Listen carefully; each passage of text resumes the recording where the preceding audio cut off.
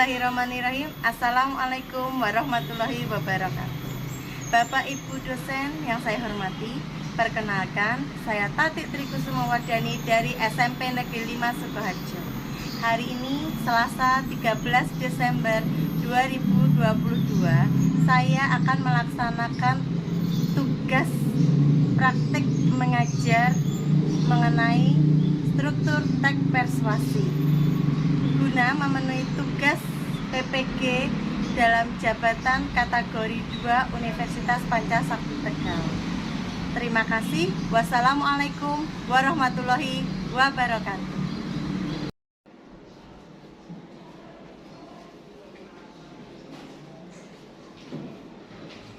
Selamat pagi semuanya. Pagi. Apa kabar hari ini? Baik. Sebelumnya, Assalamualaikum warahmatullahi wabarakatuh. Waalaikumsalam warahmatullahi wabarakatuh. Oke anak-anak, sebelum kita memulai pembelajaran pada pagi hari ini, mari kita berdoa dulu ya. Ketua kelas siapa? Mas Jaya. Tolong dipimpin doanya Mas Jaya. Siap, gerak. Kepada guru, gerak. Gerak. Berdoa, mulai.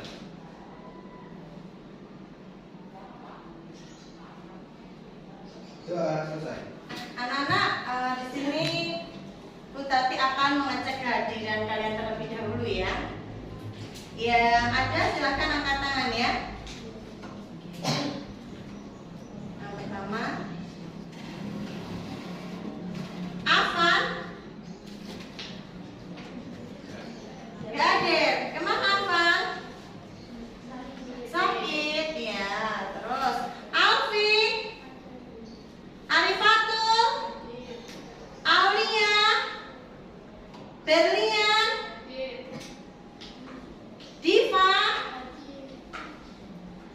Emi, Intan, Isnaini,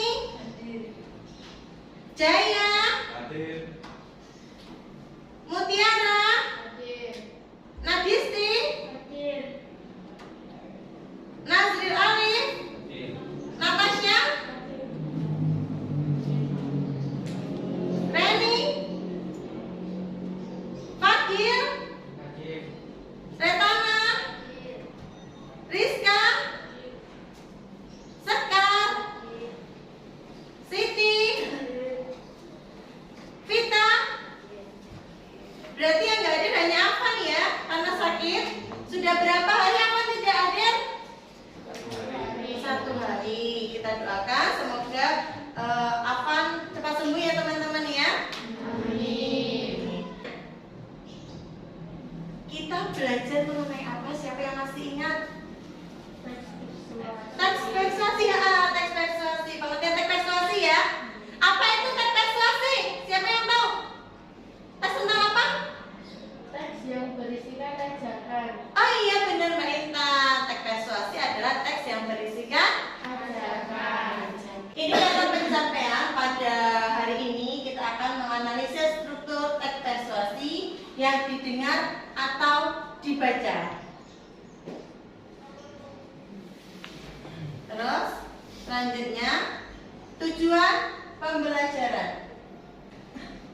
Setelah mengikuti pembelajaran dengan metode contextual teaching learning, media PPT dan contoh teks persuasi yang disiapkan oleh guru, diharapkan siswa mampu menganalisis teks persuasi dengan benar.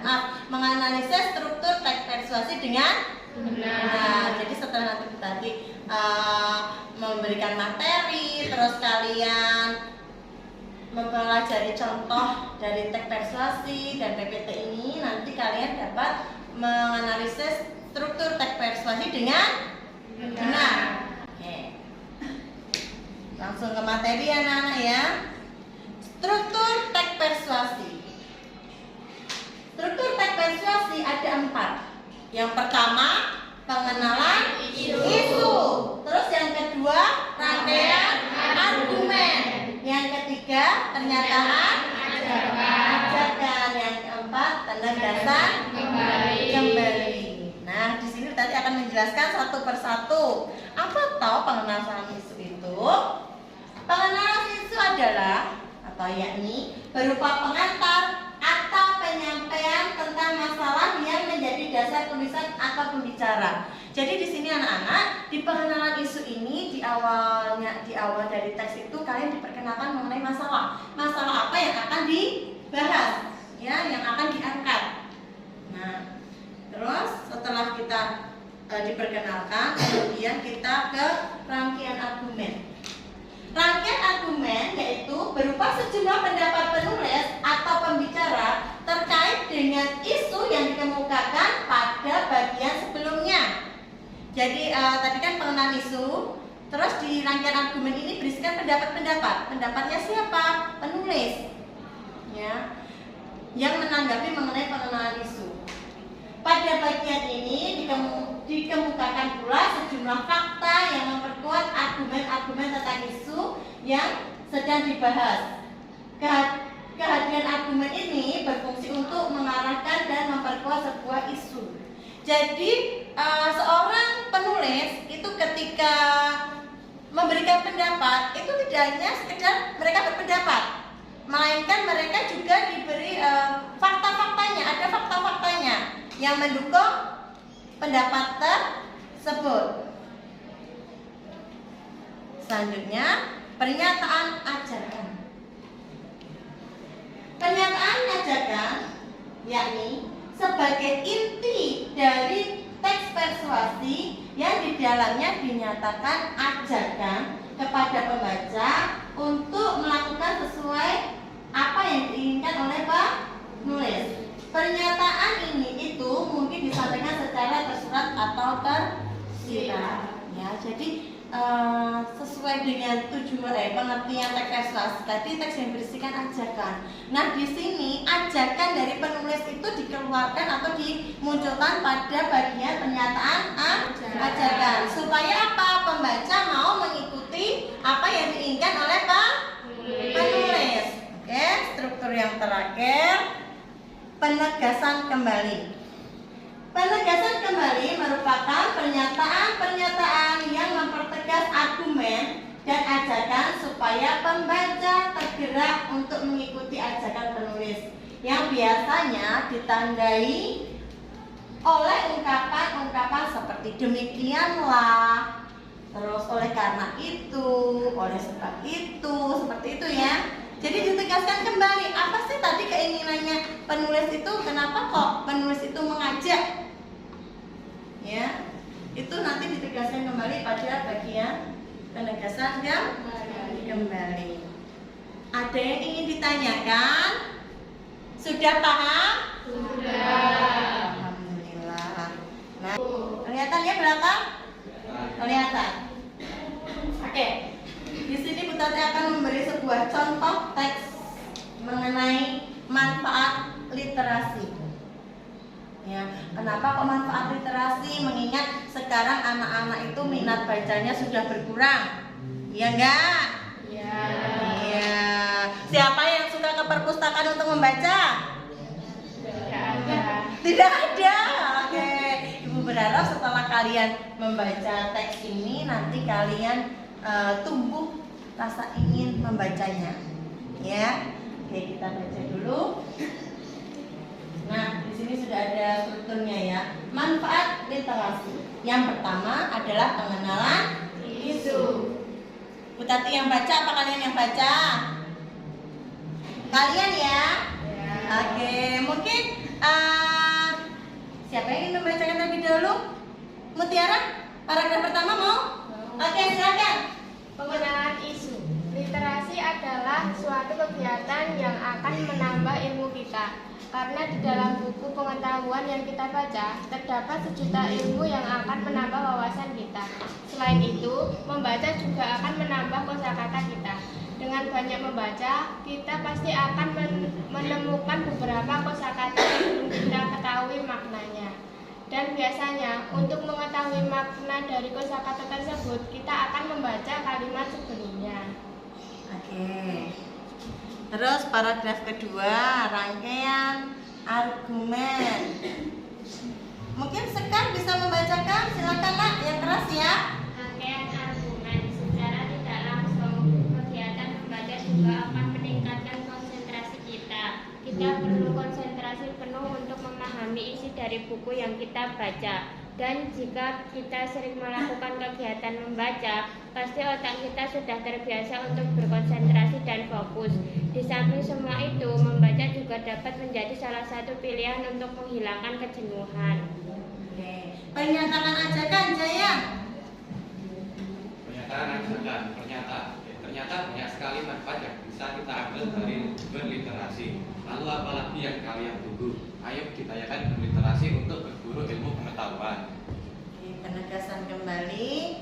Silakan dibaca, Siti. Penegasan kembali. Oleh karena itu, jangan sia-siakan waktu kalian untuk hal-hal yang tidak berguna. Penggunaan waktu kalian untuk mencari ilmu yang pasti akan bermanfaat di kemudian hari. Dan salah satu jalan untuk mencari ilmu tersebut adalah dengan membaca. Oke, anak-anak. Nah, mari kita analisis satu persatu.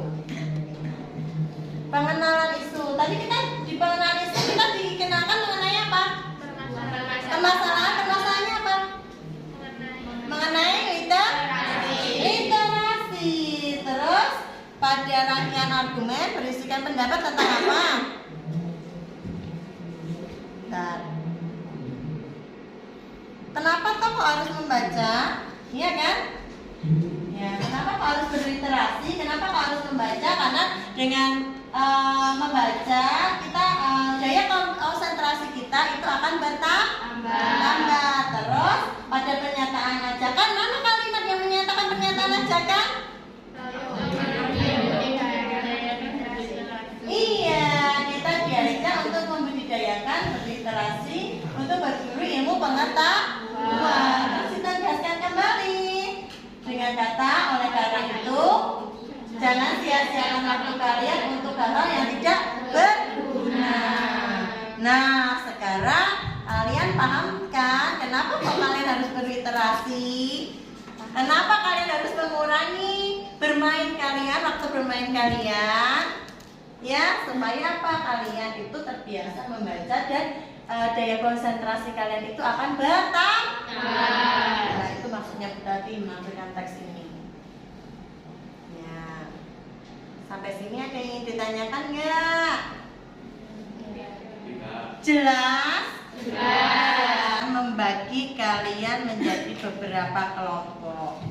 Kelompok dengan metode pencarian jodoh. Kira-kira jodoh gak sih kamu sama si dia? Ambil satu-satu ya. Terus nanti siapa yang mendapatkan nomor sama berarti itu menjadi satu kelompok.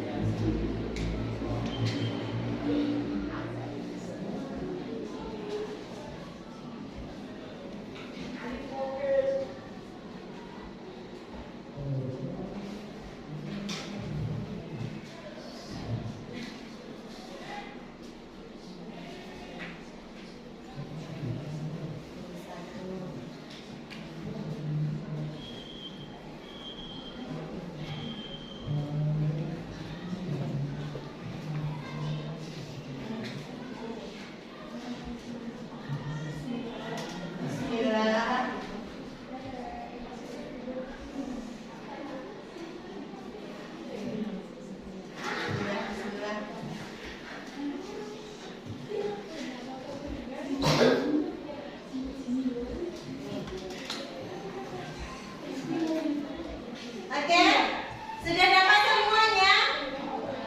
Sudah. Nah, sekarang kalian duduk bersama kelompok kalian. Di pojok sini kelompok 1, sana kelompok 2, kelompok 3, kelompok 4. Biarkan tengah ini kosong. Ya, mejanya dibuka-buka.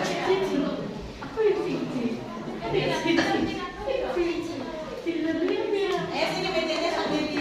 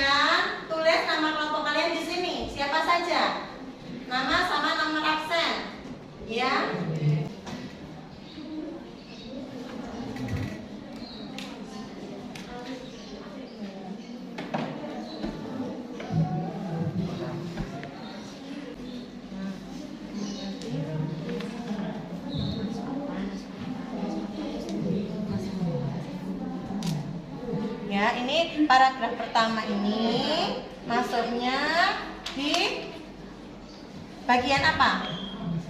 Terus alasannya mengapa kok kamu bisa mengatakan itu seperti itu? Ya, paham? Paham kelompok 3? Atau gini aja, kalian salah satu bacakan dulu, yang lain menyimak gitu. Tidak baca. Oh ya, Intan mau membacakan. Yang lain menyimak ya. Permainan tradisional. Negeri Indonesia kaya akan tradisi dan ragam kesenian termasuk permainan tradisional. Buku statistik kebudayaan yang dikeluarkan Kementerian Pendidikan dan Kebudayaan tahun 2016 mencatat setidaknya terdapat 424 pemain tradisional yang tersebar dari Sabang hingga Merauke. Ragam permainan tersebut syarat dan nilai-nilai luhur seperti kekompakan, kejujuran, dan mencintai alam. Mayoritas permainan tradisional mengajarkan kebersamaan dan membangun relasi sosial karena tidak bisa dimainkan sendiri. Hingga kini jumlah permainan tradisional masih hidup dalam masyarakat. Layang-layang merupakan jenis permainan paling populer, diikuti petak umpet, kelereng, congklak, dan main tali. Sekolah dan keluarga harus memberikan tempat untuk melestarikan permainan yang baru dan kreativitas masyarakat dan alam sekitar tersebut. Apalagi perkembangan teknologi dan internet seperti gawai PlayStation yang lebih individual, cara bermainnya perlahan-lahan mulai menggeser permainan tradisional dari dunia anak-anak. Oleh karena itu, kita perlu melestarikan kembali permainan tradisional untuk mempertahankan kebudayaan kita yang hampir ditinggalkan oleh generasi muda saat ini, terutama bagi anak-anak. Permainan tradisional akan menjadi salah satu daya tarik bagi wisatawan, terutama wisatawan asing mancanegara. Permainan tradisional memang sudah seharusnya mendapat perhatian khusus. Permainan tradisional bagian dari kebudayaan kita. Kebudayaan yang memiliki nilai-nilai luhur akan diwariskan kepada generasi selanjutnya. Nah, setelah dibaca terus dianalisis. Ya. Terus dianalisis, paragraf pertama ini termasuk bagian mana? Alasannya kenapa? Paham?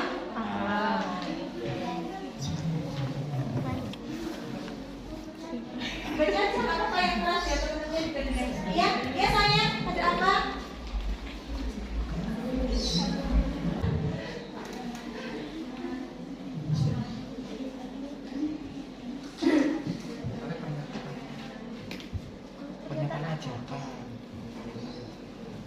Ya, didiskusikan.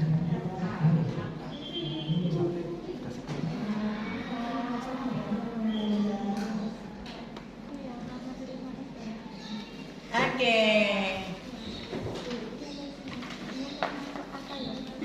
Coba kalian analisis. Nah, di sini permainan tradisional memang sudah seharusnya mendapatkan perhatian khusus. Nah, berarti di sini kita diajak apa? Strukturnya? Iya, bisa. Terus dikasih alasan kenapa kok kalian bisa mengatakan hal itu bagian itu gitu ya.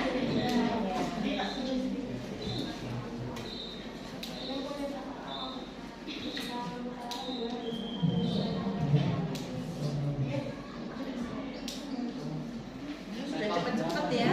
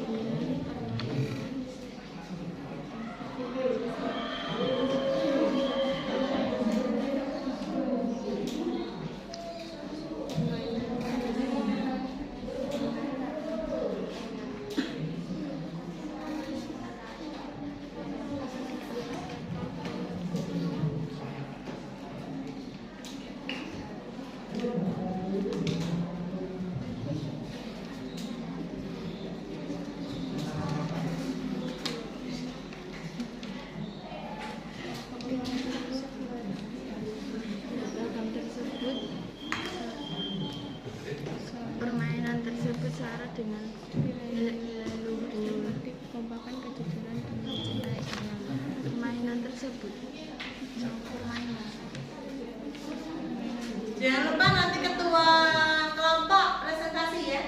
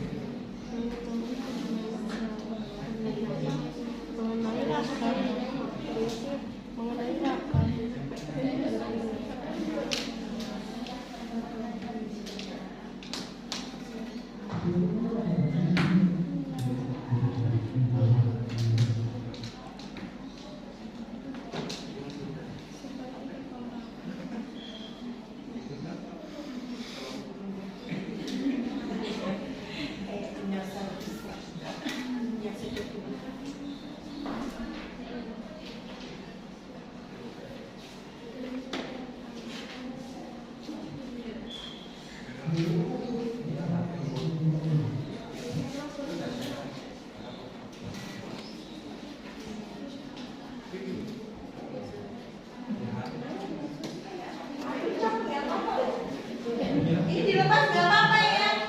Dilepas aja nggak apa-apa. Biar enak.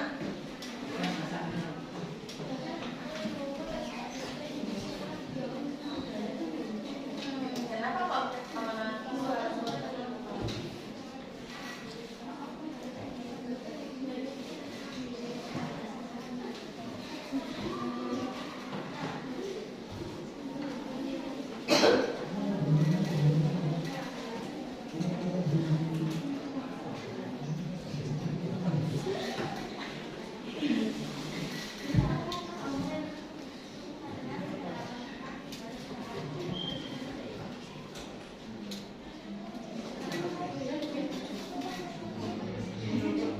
kalau ada ingat pasti ambil. Dilepas aja.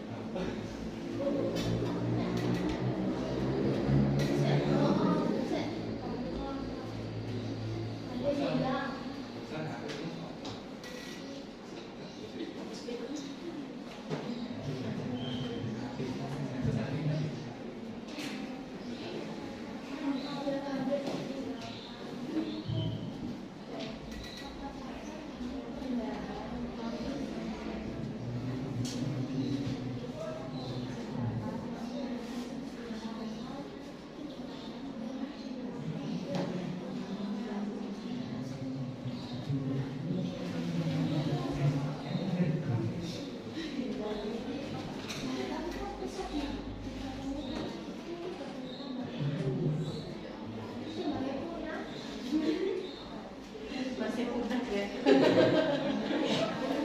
Masih punya.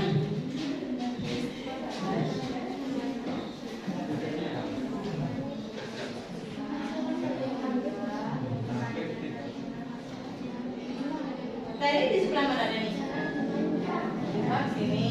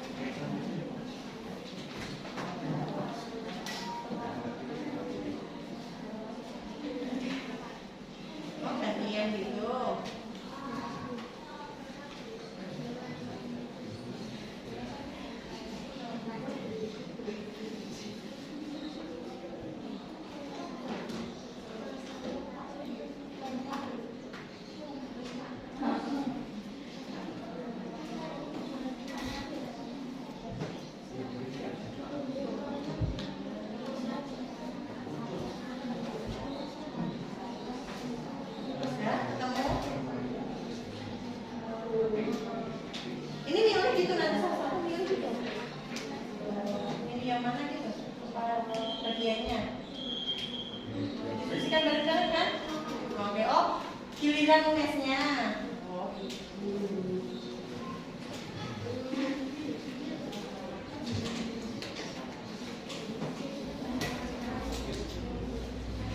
Nomor 3.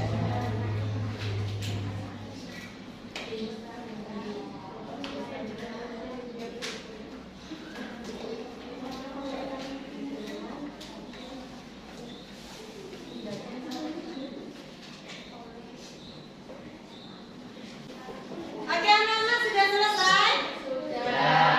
Sudah. Nah, kita presentasi ya. Tapi sebelum presentasi kita akan melakukan ice breaking dulu. Oke, di sini Utati akan memutarkan sebuah lagu. Kalian nanti tak kasih bola seperti ini kelompok 1. Nanti tolong di ekstafet atau dikasihkan ke kelompok 2. Kelompok 2 dikasihkan ke kelompok 4. Karena yang kita kelompok 4 ya. Kelompok 4 dikasihkan ke kelompok 3. Tapi usahakan bisa ditangkap sama kelompoknya ya, jangan dibuang sembarangan ya. Itu ditaruh aja di mejanya, nanti biar ditangkap. Jangan dibandem tapi gini aja, diginiin aja ya. Coba tangkap atau sekat. Nah, salah satu ambil gitu ya. Jangan dilempar ya. Oke? Nanti kalau musiknya berhenti di mana, berarti kelompok situ yang presentasi. Paham? Oke. Ya, tangan ya. Tangannya mana?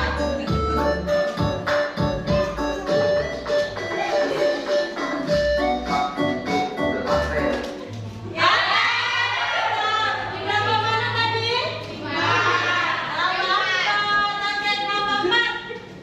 Silakan ke sini. Oke, bacakan. Sini, Pialpi. Ini. Menurut kelompok 4, paragraf pertama termasuk dalam pengenalan isu. Alasannya kenapa, Alfi? Karena di dalam paragraf 1 terdapat pengenalan masalah mengenai permainan tradisional yang hampir punah. Oh ya, benar nggak teman-teman? Sama? Sama. Oke, tepuk tangan untuk kelompok 4. Oke, lanjut. Di mana tadi bolanya? Tolong berikan ke kelompok 4 dulu. Musiknya kurang keras nggak? Ya.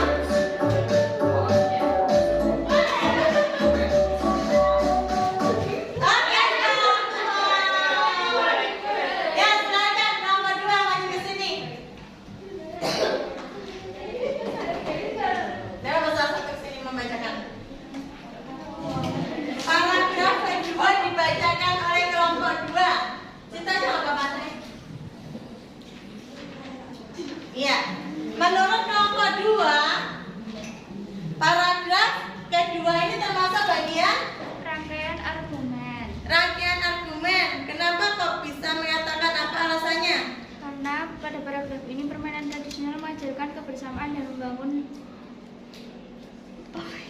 Hingga kini sejumlah permainan tradisional masih hidup dalam masyarakat, contohnya layang-layangan, petak umpet, dan kelereng, congklak, dan main tali. Oke, berisikan pendapat mengenai itu ya. Mengenai berbagai macam permainan tradisional. Sama nggak teman-teman? Ada yang beda? Tidak.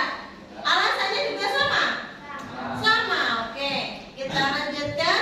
Di mana tadi bolanya yang katanya Berlin bukan eksotis tapi abstrak. Lanjut.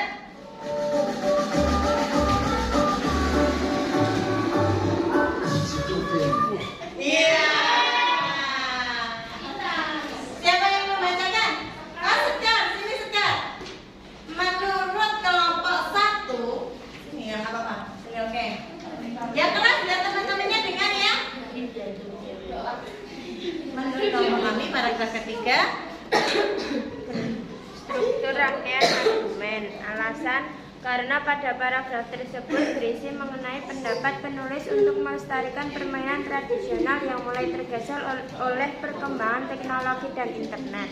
Oke, berisikan tentang rangkaian argumen karena berisikan pendapat permainan tradisional itu yang sudah tergeser oleh perkembangan teknologi internet. Sama lagi.